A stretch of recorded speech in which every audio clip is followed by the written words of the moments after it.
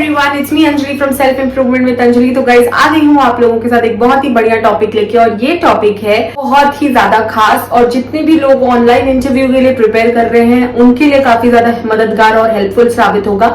आज मैं आपके साथ 10 टिप्स शेयर करूंगी, 10 interview tips to how to build up your confidence level for an online interview. Yes guys, यही टॉपिक है और इसके ऊपर मैं आपको 10 इंटरव्यू टिप्स, जैसे मैंने आपको पहले भी बताया, शेयर करने वाली हूँ। तो ऑनलाइन इंटरव्यू आजकल बहुत ज्यादा इंपॉर्टेंट होता जा रहा है, चाहे फ्रेशर हो चाहे एक्सपीरियंस्ड हो, क्योंकि क्या हो रहा है ना, लोग ट्रैवल का टाइम, कॉस्ट कटिंग और बहुत सारा टाइम सेव मेन एक बहुत बड़ा मुद्दा है, और कॉस्ट कटिंग भी।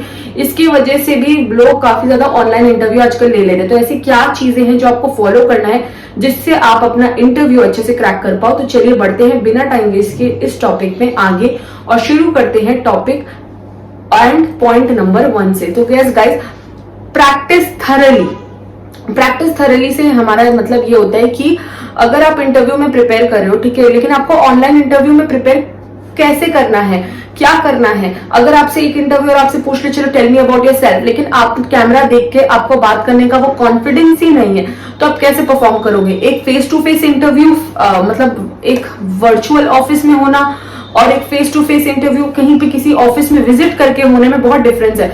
यहाँ पे आपका लैपटॉप है, कैमरा को आपको इंटरव्यूअर समझना है और सामने इंटरव्यूअर आपके सामने बैठा रहेगा जूम पे या फिर गूगल मीट पे, और आपकी इंटरव्यू होगी। और एक है कि फिजिकली प्रेजेंट होगी कहीं पे इंटरव्यू देना, इसमें बहुत फर्क आ जाता है। तो आपको थरली प्रैक्टिस करना है। आपको ये समझना है कि कोई भी क्वेश्चन आपसे पूछा जाता है तो आप उसमें ज्यादा फंबल ना करो, ज्यादा मतलब शेकी ना बन जाओ।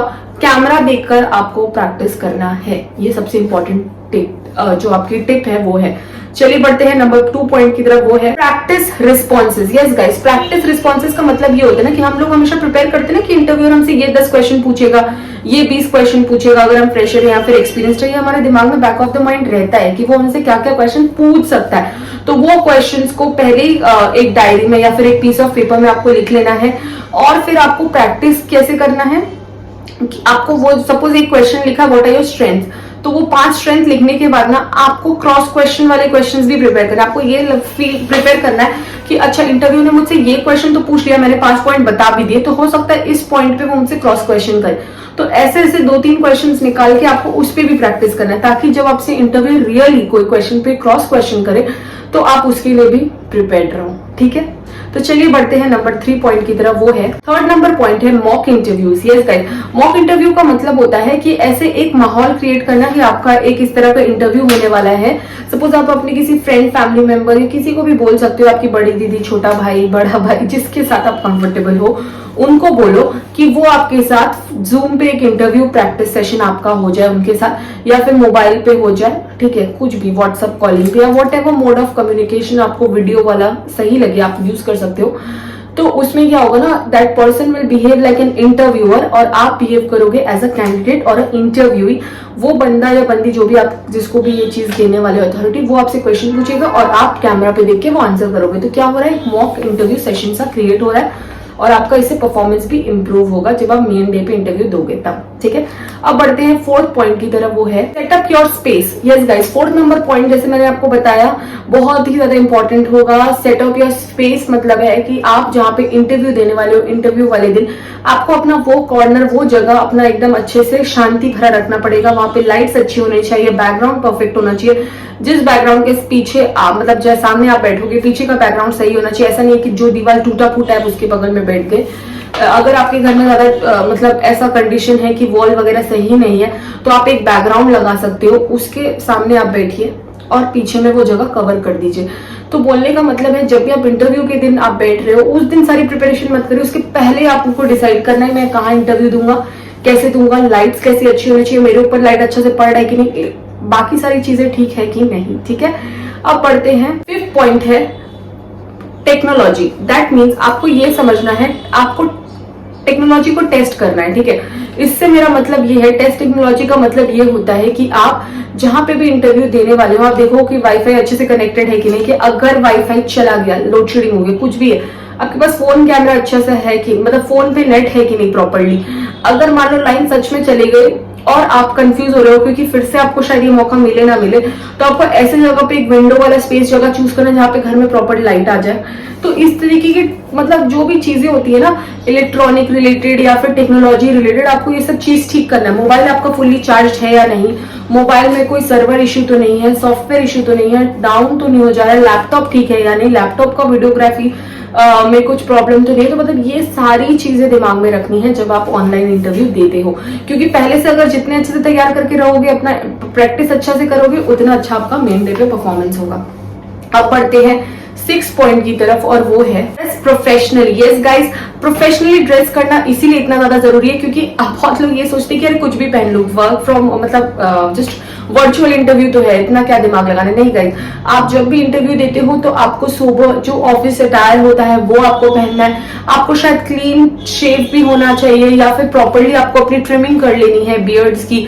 अगर लड़कियां हैं तो बहुत ज्यादा लाउड मेकअप ना करें, बहुत ज्यादा चमकी ज्वेलरीज ना पहने, बहुत ऐसे कुछ कपड़े ना पहनने जो बहुत ही ज्यादा लाउड दिखाए आपको, या आपको खुद इंटरव्यू में परफॉर्म करते वक्त अनकंफर्टेबल फील हो, आपका सारा ध्यान आपके कपड़े के ऊपर है, वैसा भी आपको फ्लैशी क्लोथ्स नहीं पहनना है। तो बेसिकली आपको ये दिमाग में रखना है कि जब भी आप इंटरव्यू दे रहे हो तो आप प्रोफेशनली ड्रेस करना है अकॉर्डिंग टू द ओकेजन, ठीक है। 7th पॉइंट की तरफ, और 7th पॉइंट है practice your body language. Yes guys, जब भी आप इंटरव्यू कैमरा पे देते हो या फिर आप वर्चुअली देते हो तो आपके अंदर ये कॉन्शियसनेस हो जाती है कि अरे मैं ठीक से बैठा होगी नहीं। आप कॉन्स्टेंटली अपना चेयर ठीक कर रहे होते हो, कॉन्स्टेंटली खुद को ठीक कर रहे होते हो, अपना बॉडी लैंग्वेज आपको ठीक रखना है, क्योंकि जब भी आप इंटरव्यू देते हो मेन एलिमेंट आपका यही है कि how interactive you are, whether you are maintaining a proper eye contact with the interviewer sorry, और whether you are not nervous and closing and doing like this, continuously itching your body, all these things you need to maintain। आपको सोच के जाना है कि interview में perform करना है, ये सारे डिस्ट्रैक्शंस हटाइए, बॉडी लैंग्वेज पे कंट्रोल रखिए, और ये सारी चीजें तभी आती है जब आप अच्छे से अपने बॉडी लैंग्वेज को प्रैक्टिस करते हो इस इंटरव्यू एक्चुअल इंटरव्यू के पहले, ठीक है। अभी बढ़ते हैं हम लोग 8 नंबर पॉइंट की तरफ, और 8 नंबर जो पॉइंट है वो काफी ज्यादा इंपॉर्टेंट है, smile and relax. Yes guys, smile करिए। जब भी आप इंटरव्यू देते हो ना तभी आप एक अच्छा इंप्रेशन क्रिएट कर पाते हो जब आपके स्माइल हो शक्ल में। ऐसा नहीं आपने डरा डरा हुआ एक्सप्रेशन दे दिया, आप आधा डरे हुए हो, आधा आपको समझ में नहीं आ रहा है कैसे परफॉर्म करना है, क्या करना है, नहीं करना है, तो ऐसी परफॉर्मेंस नहीं चलती है गाइस। आपको ये दिमाग में रखना है कि अगर आप इंटरव्यू में परफॉर्म कर रहे हो तो आपको रिलैक्स्ड फील करना है। ऐसे ही आपको इस इंप्रेशन इंटरव्यूअर को देना, भले आप अंदर से डरे हुए हो, आप पता नहीं आपको समझ नहीं आ रहा है कि पता नहीं होगा सिलेक्शन नहीं होगा, बट एटीट्यूड ये रखना है कि भाई नहीं भी हुआ तो कोई प्रॉब्लम नहीं है, इससे मैं कुछ सीखूंगा। एट द सेम टाइम ये कोशिश करनी है कि इंटरव्यू क्रैक करना ही है, ठीक है, बट चेहरे पे कॉन्फिडेंस एंड स्माइल के साथ, तो ये याद रखिएगा, ठीक है। अब बढ़ते हैं हम लोग 9th पॉइंट की तरफ, वो है breathing exercise. Yes guys, breathing exercise is very important because आप इससे क्या होता है आपके अंदर एक रिलैक्स वाला एटीट्यूड डेवलप होता है, रिलैक्स हो जाते हो। आपका जो एक ब्रेथलेसनेस शॉर्ट होता है ना कि मतलब आपको ऐसा फीलिंग आता है शॉर्ट इंटरवल्स में आपको फीलिंग हो रहा है, आप ब्रेथलेस फील कर रहे हो, आप नर्वस हो रहे हो, तो ये सारी फीलिंग्स आपकी कटती है अगर आप प्रॉपर ब्रीदिंग एक्सरसाइज करते हो। इस तरीके की चीज करने से आप खुद में एक कॉन्फिडेंस फील करते हो और आपको लगता है कि डेफिनेटली आप अच्छा करोगे। तो गाइज अब बढ़ते हैं सबसे इंपॉर्टेंट पॉइंट 10th पॉइंट की तरफ, तो वो है गाइज, अब तक तो हम लोग सिर्फ बातें करने की बातें कर रहे थे, पर अब थोड़ा सुनने का टाइम आ गया है। गाइज हमें इंटरव्यू में, चाहे वो कोई भी तरह का इंटरव्यू हो, वर्चुअल हो, कुछ भी, अगर आप क्वेश्चन ही अच्छे से नहीं सुनोगे तो आप आंसर क्या दोगे। दैट मीन्स पॉइंट नंबर 10 है, लिसन केयरफुली। आपको इंटरव्यूअर की हर एक बात बहुत ज्यादा डिटेल से और बहुत ज्यादा अच्छे से सुननी है, बिकॉज अगर आप उनका क्वेश्चन नहीं सुनते तो ये पहला बात बहुत डिसरिस्पेक्टफुल लगता है, अनप्रोफेशनल दिखता है, उनको लगता है आपको कोई पड़ी नहीं है जॉब की, आप ऐसे ही टाइम पास करने आए हो, और ये आपके लिए बहुत ही हानिकारक हो सकता है और बहुत ही गंदा इंप्रेशन क्रिएट करता है। You should listen to the interviewer. जितनी अच्छे से उनकी बातें सुनोगे, जितने अच्छे से सब कुछ करोगे, तो सामने वाले के ऊपर आपको एक अच्छा इंप्रेशन क्रिएट होता है। तो गाइस आई होप आपको मेरी वीडियो अच्छी लगी तो please like share and subscribe my channel, और बहुत जल्दी मिलते हैं किसी नेक्स्ट वीडियो पर। Bye, take care, thank you.